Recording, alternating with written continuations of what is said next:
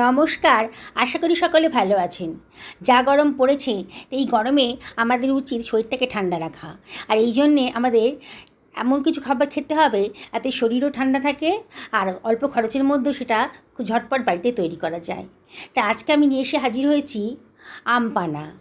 এটা আমি একেবারে ঘরোয়া পদ্ধতিতে বানিয়েছি, ভেজাল মুক্ত আর অত্যন্ত স্বাস্থ্যকর শরীর ঠান্ডা রাখা এই রেসিপিটা আপনারা শেষ পর্যন্ত দেখুন।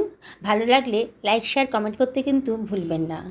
বানানোটা একেবারেই সোজা, খেতে কিন্তু একেবারে দুর্দান্ত, একেবারে ভেজাল মুক্ত, কিন্তু টেস্টটা হবে একেবারে দোকানের মতন। আমি প্রেশার কুকারে জল গরম করতে দিয়ে দিয়েছি, আর এর মধ্যে আমি দিয়ে দিলাম দুখানা আম। বোটার পোষণটা বাদ দিয়ে আম দুটোকে দিয়ে দিয়েছি। প্রেশার কুকারে 2 সিটি হতে দেবো। প্রেশার কুকারে সেদ্ধ করলে খুব তাড়াতাড়ি সেদ্ধ হয়ে যাবে, সময়টা বেঁচে যাবে, অল্প সময়ের মধ্যেই কিন্তু আমগুলো সেদ্ধ হয়ে যাবে। আমগুলো সেদ্ধ হয়ে গেছে, 2 সিটি দেওয়া হয়ে গেছে। আমি এবার ঠান্ডা করে একটা প্লেটের মধ্যে নিয়ে নিচ্ছি।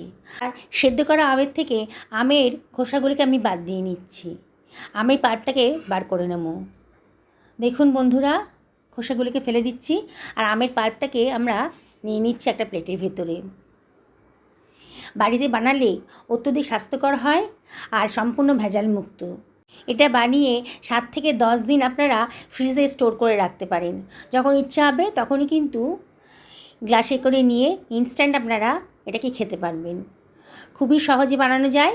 আপনারা শেষ পর্যন্ত ভিডিওটা দেখুন। আমি সমস্ত আমের থেকে আমের পাল্পটাকে আলাদা করে নিয়েছি। নিয়ে আমি এটা একটা মিক্সার গ্রাইন্ডারের ভেতর দিয়ে দিলাম। সমস্তটা নিয়ে নিয়েছি মিক্সার গ্রাইন্ডারের ভেতর। এবারে আমি এর ভেতর দিয়ে দেব হাফ বাটি মতন গুড় দিয়ে দিচ্ছি। আমি এখানে চিনি ইউজ করিনি, গুড়টা খুবই স্বাস্থ্যকর। এর মধ্যে দিয়ে দিচ্ছি 1 টেবিল চামচ মতো লবণ, আর দিয়ে দিচ্ছি হাফ টেবিল চামচ মতো বিট লবণ। বিট লবণটা দিলে পরে খুব সুন্দর একটা টেস্ট আসে। আর এর ভেতরে আমি দিয়ে দিচ্ছি হাফ টেবিল চামচ মতো রোস্টেড জিরে। জিরেটাকে একটু ড্রাই রোস্ট করে আমি মিক্সার গ্রাইন্ডারে গ্রাইন্ড করে নিয়েছি। আর দিয়ে দিলাম মতো ছোটো এলাচের গুঁড়ো। এবার দিয়ে দিলাম হাফ টেবিল চামচ মতো গোলমরিচের গুঁড়ো। আর এর মধ্যে আমি দিয়ে দিচ্ছি কিছুটা পুদিনা পাতা। পুদিনা পাতাগুলো ফ্রিজে ছিল, আমি দিয়ে দিলাম। পুদিনা পাতা দিলে পরে কিন্তু দারুণ টেস্টি হবে আর যথেষ্ট হেলদি। শরীর ঠান্ডা করার পক্ষে পুদিনা পাতা খুবই উপকারী। এবার একটুখানি গ্রাইন্ড করে নিয়েছি।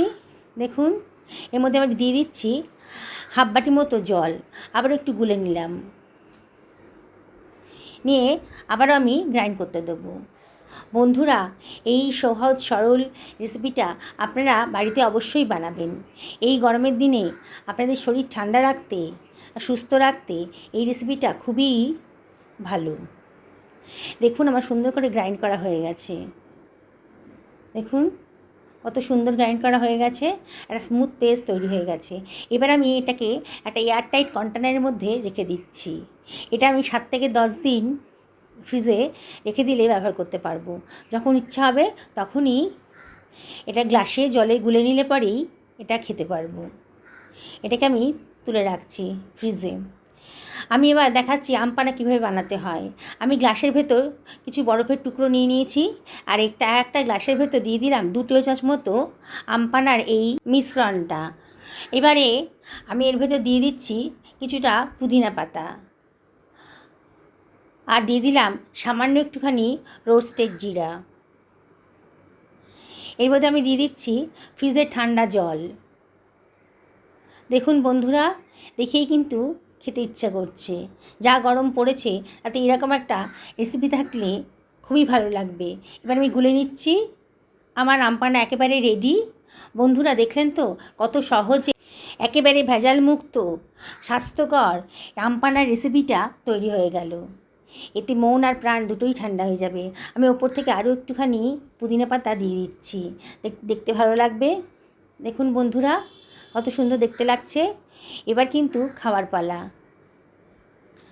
বন্ধুরা, আপনারা সকলে ভালো থাকুন এই কামনা করেই ভিডিওটা এখানে শেষ করলাম। ধন্যবাদ।